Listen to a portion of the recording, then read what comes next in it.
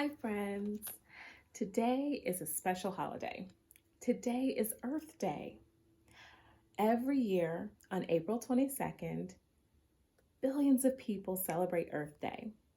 And this is just a special day that we all come together and do things that help our Earth thrive because this is a wonderful planet that we live on, and we should all want to do our part to help this planet stay as healthy as possible for as long as possible.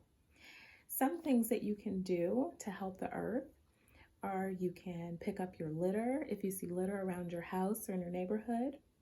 You can recycle. You can turn off lights when you're finished in a room.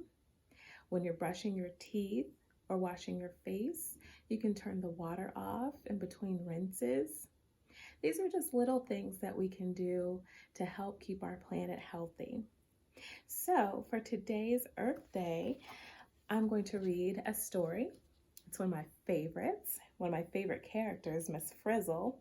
This is the magic school bus inside the earth. So we kind of see what happens on the outside. We know that trees grow and grass grows.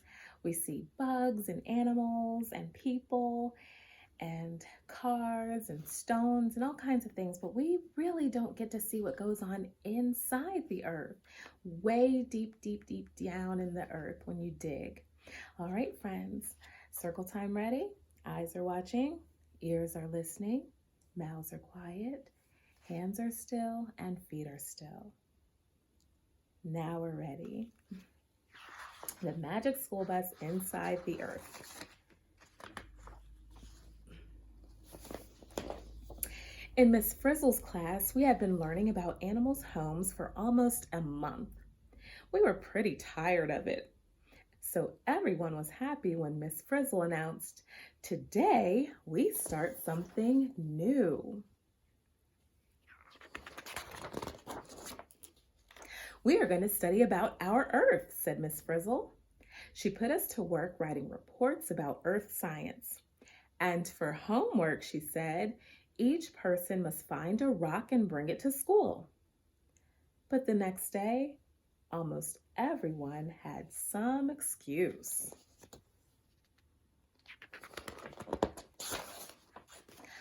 Only 4 people had done the homework, and Phil was the only one who had found a real rock. "I guess we'll have to go on a field trip and collect rocks," said Miss Frizzle.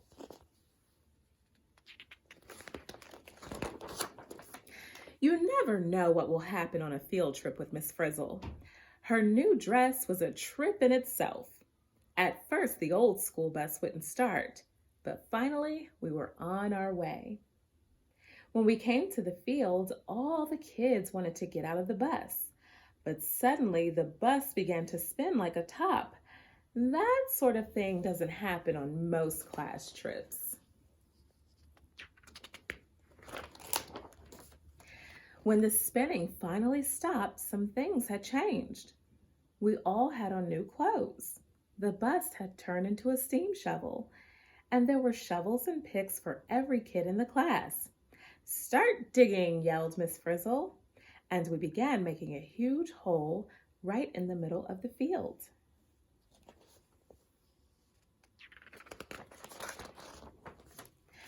Before long, clunk, we hit rock. The Frizz handed out jackhammers. We began to break through the hard rock. "Hey, these rocks have stripes," said a kid. Miss Frizzle explained that each stripe was a different kind of rock.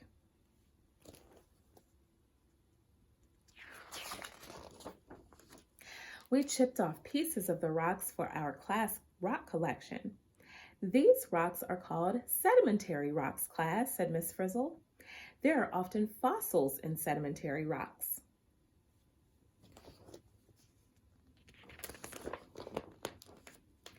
Wouldn't you know it, just when we were finding lots of fossils, Miss Frizzle said, "Back on the bus, kids." Then, as we were driving along, we heard rock crumbling underneath us. Down we went. Everything was pitch black. and we were falling, falling, falling. We landed with a bump. Miss Frizzle switched on the headlights. We had fallen through a hole into a huge limestone cave. Rainwater has been dripping down through the earth for ages, said Miss Frizzle. The water wore away at this cave in the rock. We wanted to stay for a while, but suddenly the bus sprouted a drill. It started boring through the rock. Miss Frizzle shouted, "Follow that bus," and down we went.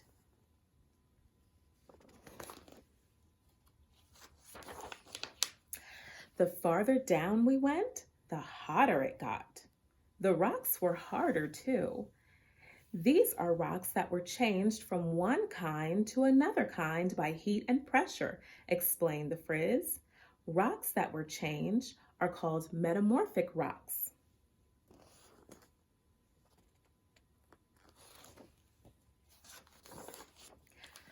We went down even farther toward the center of the earth. We hit rock that was formed billions of years ago from a pool of melted rock under the Earth's surface. Rock like this is called igneous rock. We had dug all the way through the Earth's crust. It was so hot now that Miss Frizzle told us to get back in the bus.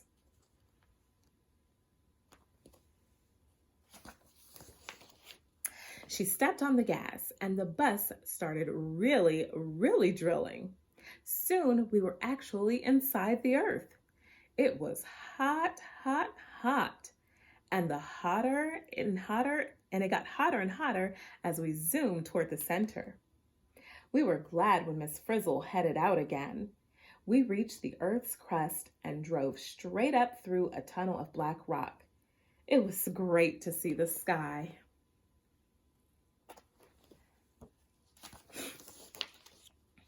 Then we looked around. We had come out on an island in the middle of the ocean. "Isn't this wonderful, class?" said Miss Frizzle. "We've driven right up on a volcanic island." It didn't look like much, but if Miss Frizzle was right, Miss Frizzle was right. The whole island was one big volcano. We were nervous, but Miss Frizzle made us collect some rocks. She said they had all hardened from melted rock that had come out of the volcano. Then suddenly we heard rumblings from below.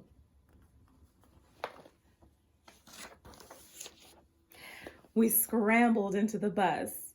The Frizz turned the ignition key and stepped on the gas. Nothing happened. The bus would not start. We thought we were going to be goners. Red hot lava came streaming out of the volcano. Some of it shot into the air like a fountain. Some of it flowed over the lands like a river. Our bus went along with it right into the sea.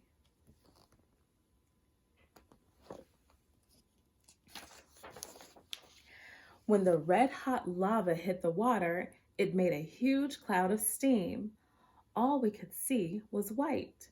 We seemed to be rising with the steam and floating along. No one knows how long we floated in the cloud. But when it finally cleared, we were back in the school parking lot.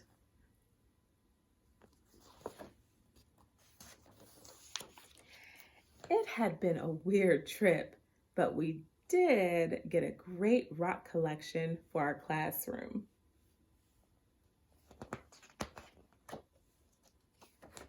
And there's some of the rocks that they collected. All right, my friends, thank you for being good listeners. Now, I have a couple of activities I'd like for you to try at home. So, just like Miss Frizzle's class went on a trip to the center of the earth and they collected rocks for their classroom, I would like for you to try to collect some rocks at home. This is an activity. I want you to go on a rock scavenger hunt. So I want you to ask your grown-up, if you have one, to give you an egg carton.